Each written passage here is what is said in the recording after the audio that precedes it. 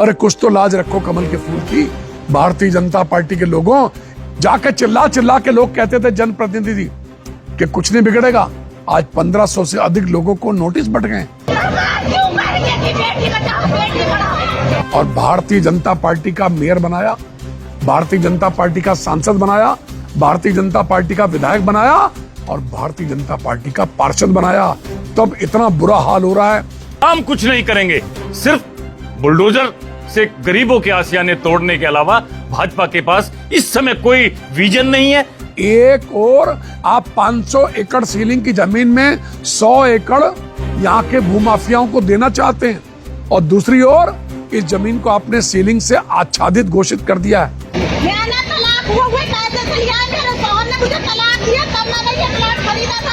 देखिए वो Fazalpur मेहरोला ward number 25 जिसमें प्रीत विहार फेस 5, तराई विहार, अपना इनक्लेव, लोक विहार, बराड़ नगर, ये वार्ड नंबर जो 25 है ये सब सीलिंग से आच्छादित है।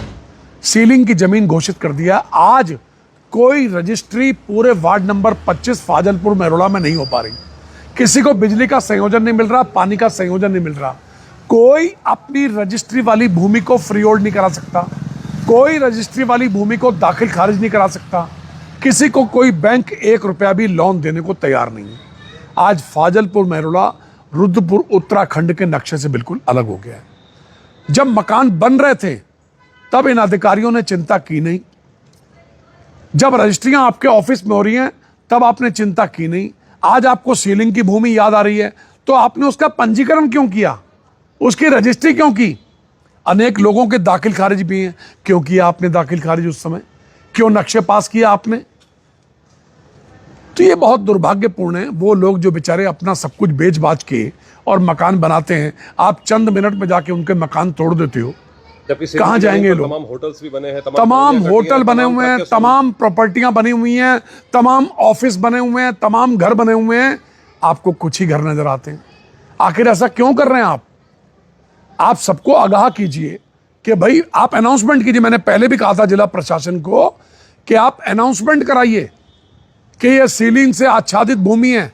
एक और आप 500 एकड़ सीलिंग की जमीन में 100 एकड़ यहाँ के भूमाफियाओं को देना चाहते हैं और दूसरी ओर इस जमीन को आपने सीलिंग से आच्छादित घोषित कर दिया है। आखिर कहाँ जाएंगे वो लोग जिन्होंने अपनी जमा पूंजी, अपने जीवन भर की कमाई फाजलपुर मेहरोला में, तराई विहार, प्रीत विहार फेस 5, अपना इनक्लेव, बराड़ नगर में लगा दी? वो बेचारे कहाँ जाएंगे? कहाँ जाएंगे लोक विहार के लोग? इनका जीवन अस्त व्यस्त हो गया है। आज मानसिक तनाव में जीवन यापन कर रहे हैं और भारतीय जनता पार्टी का मेयर बनाया, भारतीय जनता पार्टी का सांसद बनाया, भारतीय जनता पार्टी का विधायक बनाया और भारतीय जनता पार्टी का पार्षद बनाया। तब इतना बुरा हाल हो रहा है, लोग रो रहे हैं, उनके आंसू पोंछने वाला कोई नहीं है। जाके चिल्ला चिल्ला के लोग कहते थे जनप्रतिनिधि कि कुछ नहीं बिगड़ेगा। आज 1500 से अधिक लोगों को नोटिस बट गए। फाजलपुर मेहरोला त्राही त्राही कर रहा है। दूसरी ओर पहाड़गंज, जब पहाड़गंज में मकान बन रहे थे उस समय सचेत करना चाहिए था, मकानों को आपको रोकना चाहिए था उस कालखंड में। आज जब मकान बन के तैयार हो गए, लोगों ने अपनी जमा पूंजी उसमें लगा दी, आज त्राही त्राही कर रहे हैं। त्राही माम। कहाँ जाए दुनिया? कहाँ जाएंगे हिंदुस्तान के ये नागरिक? जाति और धर्म की बात नहीं है। किसी भी धर्म का व्यक्ति हो, किसी भी जाति का व्यक्ति हो, उसका अपना परिवार है, बच्चे रो रहे हैं, बच्चे, महिलाएं रो रही हैं। कोई तो उनके आंसू पोंछो। जनप्रतिनिधि ऊपर से लेकर नीचे तक सब भारतीय जनता पार्टी के, कमल के फूल के हैं। यहां तक कि पहाड़गंज मुस्लिम बस्ती है, वहां कमल के फूल का पहली बार पार्षद बना नूरुद्दीन। और ये स्थिति आज फाजलपुर मेहरोला में प्रियंका गुप्ता हमारी बहन बनी है कमल के फूल की। अरे कुछ तो लाज रखो कमल के फूल की। भारतीय जनता पार्टी के लोगों, इनको बर्बाद होने से बचा लो। जिस प्रकार से इस बार जो विधानसभा का जो चुनाव हुआ और इससे पहले जो चुनाव हुए, इसमें मालिकाना हक देने की बात इन्होंने कही थी और उसके लिए मुख्यमंत्री से पट्टे भी बंटवाए थे गांधी पार्क में और लड्डू बांटे थे। और पहले भी कई बार इसमें लड्डू बांटे जा चुके हैं, लेकिन ये सब आज ये क्लियर हो चुका है कि भाजपा का सब वो एक झूठ का सामान था, सब सरासर झूठ था। आज की डेट में हालात ये है कि जब से ये विधायक चुने गए हैं आज तक कोई निर्माण कार्य तो हुआ नहीं। बुलडोजर घूम रहा है रुद्रपुर में, कभी कलड़िया में, कभी रोडवेज के पीछे, कभी जो है कृष्णा कॉलोनी ट्रांजिट कैंप, कभी खेड़े में कल्याणी नदी के, मतलब गरीबों के पीछे पड़ा है ये सरकार, गरीबों के पीछे पड़ी है। उनको जो है नेस्तनाबूद करना चाहता है। कांग्रेस पार्टी ने उनको बसाने का काम किया है, कांग्रेस पार्टी ने गरीबों की लड़ाई लड़ने का काम किया है। आज ये उसको खत्म करना चाहते हैं।